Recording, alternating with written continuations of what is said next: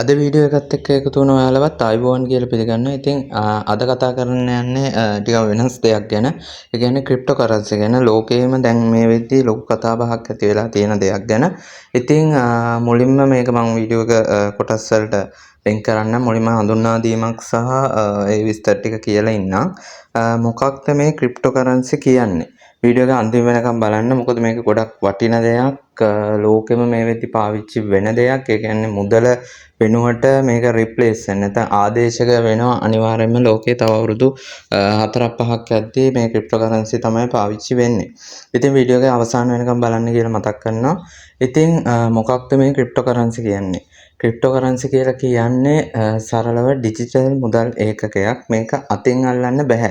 ඒ කියන්නේ අපිට ලංකාවේ තියෙනවා රුපියල් එතකොට 500 1000 100 නෝට්ටු තියෙනවා. අච්චු ගහලා එතකොට ඒවා අතෙන් අල්ලන්න පුළුවන්. ඒ සහ ගනුදෙනු කරන්න පාවිච්චි කරන්න පුළුවන්. නිශ්චිත අගයක් ඒ වලට තියෙනවා. එතකොට ඒ මුදල ලංකාවේ රුපියල් අච්චු ගහන්න බලය තියෙන්නේ ලංකාවේ මහ බැංකුවට. ඒ වගේ වෙන රටවල ලෝකෙත් බැංකු වලින් තමයි ඒ රටට ආවෙනික මුදල් ඒකක නැවත මුද්‍රණය කරන්නේ. ඇමරිකා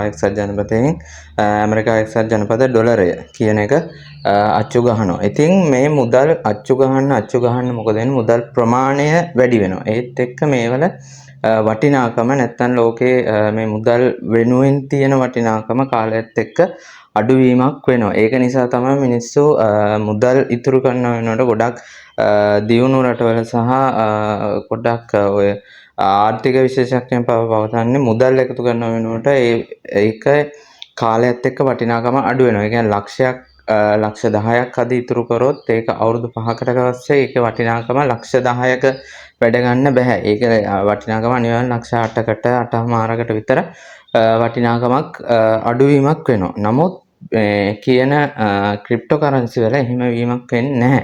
මොකද මේකේ ඉල්ලුම වැඩිවීමක් වෙනවා මිසක් කාලයත් එක්ක සැපයුම එහෙම වැඩි කරන්න විදිහක් නැහැ. මොකද මේකේ සැපයුම තියෙන්නේ අපි බිට්කොයින් එක ගත්තොත් ඒක ක්‍රිප්ටෝකරන්සි එකක් විතරක් සහ ඒක තමයි වටිනම ක්‍රිප්ටෝකරන්සි එක දැන්ට තියෙන්නේ.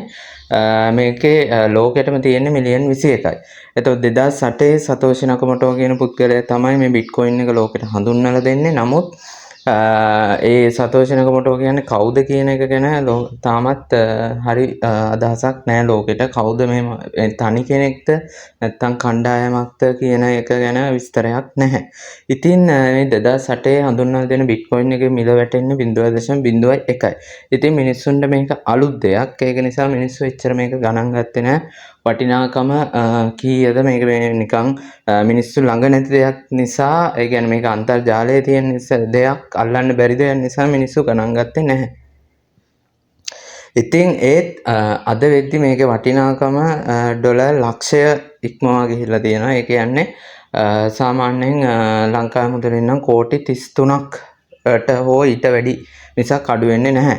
ඉතින් මේක හිතන්න බලන්න මෙහෙම වත්කමක ඇසෙට් එකක වැලියු එක කාලෙත් එක්ක ඒක 2008 ඉඳන් 2025 වෙද්දී වැඩි වෙලා තියෙන වටිනාකම. සාමාන්‍යයෙන් අපි ඇසෙට් එකක් විදිහට ලෝකෙ පිළිගන්න දේවල් රියල් ස්ටේට් ඒ කියන්නේ ඉඩම් වගේ දේවල්. ඉතින් මේවල වටිනාකමත් එක්ක බැලුවහමත් මෙච්චර ගේන් එකක් ඒ කියන්නේ මෙච්චර ප්‍රොෆිට් එකක් රිටර්න් එකක් නැවත ගන්න පුළුවන් ඇසෙට් එකක් ලෝකේ මෙච්චර කාලයකට බිහි වෙලා නැහැ. ඉතින් මේකේ වැලියු එක දිනෙන් දින වැඩි වෙනවා.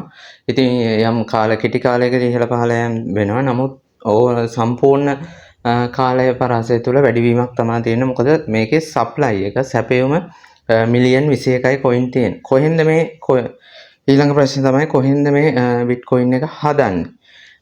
ඒකට උත්තරයක් විදිහට මේක සම්බන්ධ වෙන එකක් තමයි බ්ලොක්චේන් තාක්ෂණය කියන එක. ඉතින් මේ බ්ලොක්චේන් තාක්ෂණය කියන්නේ මොකක්ද කියන එක වෙනම වීඩියෝ එකක් මම වෙනම කරන්නම්. ඉතින් මේකෙන් යම් මෘදුකාංග සොෆ්ට්වෙයාර්ස් පාවිච්චි කරලා සංකීර්ණ ගණිත ගැටලු විසඳීමෙන් ලැබෙන ඒ කියන්නේ රිවෝඩ් එකක් විදිහට තමයි බිට්කොයින් එකක් ඒ පුද්ගලයාට ලැබෙන්නේ. ඉතින් ලෝකේ රටවල් බිට්කොයින් මයින් කරනවා. ඒ කියන්නේ බිට්කොයින් උපයනවා.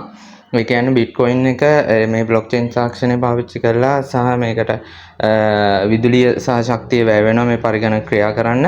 ඉතින් ඒකත් එක්ක මේ බ්ලොක්චේන් තාක්ෂණය පාවිච්චි කරලා බිට්කොයින් උපයීමක් වෙනවා. ඒකත් එක්ක ඒගොල්ලෝ නැවත ඒවා විකිණීම කරනවා. ඉතින් දැන්ට ලෝකයේ 6 හෝ 8 මට්ටමේ තමයි ලෝකයේ සම්පූර්ණ ඇසෙට් වලින් බිට්කොයින් ඉන්නේ.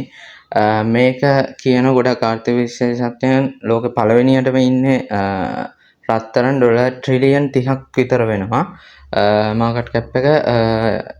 මේ බිට්කොයින් එක බොහොම ඉක්මනට තව අවුරුදු කිහිපයක් ඇතුළත මෙන්න මේ ලෝකේ තියෙන වටිනම ඇසෙට් එක විදිහට සලකන රත්තරන් වල ඇසෙට් එකත් ඉක්මවා යන්න පුළුවන් කියන එක ගොඩක් අය විශ්වාස කරනවා. ඒක වෙන්න පුළුවන් දෙයක්. ඉතින් මේක මොකද ඉල්ලුම වැඩිවීමක් වෙනවා මිසක් දවසින් දවස සැපයුම් වැඩි වෙන්නේ නැහැ. ඉතින් ওই විස්තර ටික තියෙනවා බිට්කොයින් එකේ ඉතිහාසය සහ මේක ඇයි වටින්නේ අනාගතයේදී.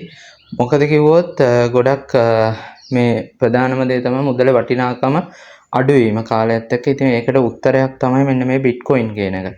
ඉතින් ඉතා අඩු මුදලකට ගන්න පුළුවන්කම තිබ්බා ඉස්සර අවුරුදු 2008 ඒ කාලෙදී. ඉතින් මේ වෙද්දී ලොකු වටිනාකමක් තියෙනවා. නමුත් බිට්කොයින් නැතත් තව ක්‍රිප්ටෝ කරන්සි ලෝකේ සෑහෙන තියෙනවා. හොඳ මට්ටමේ ප්‍රොජෙක්ට් එතීරියම් කියලා කොයින් එකක් තියෙනවා. ඉතින් ඒකත් ඒ වගේම ඉහළ මට්ටමේ හොඳ ඇසෙට් එකක් විදිහට සලකන්න පුළුවන්.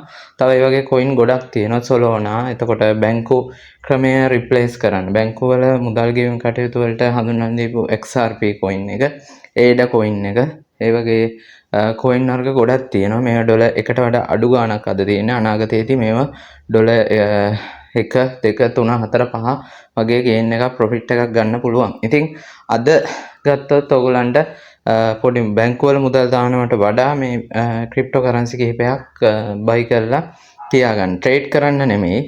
මේවා ෆියුචර් ට්‍රේඩ් කරලා මුදල් නැති කරගන්න එක ගොඩක් කරනවා. මේ ට්‍රේඩින් කියන සූදුවක් හැදිලා තියෙනවා. ඉතින් සූදුව කියන දෙයක් තමයි ඇත්තටම වෙන්නේ.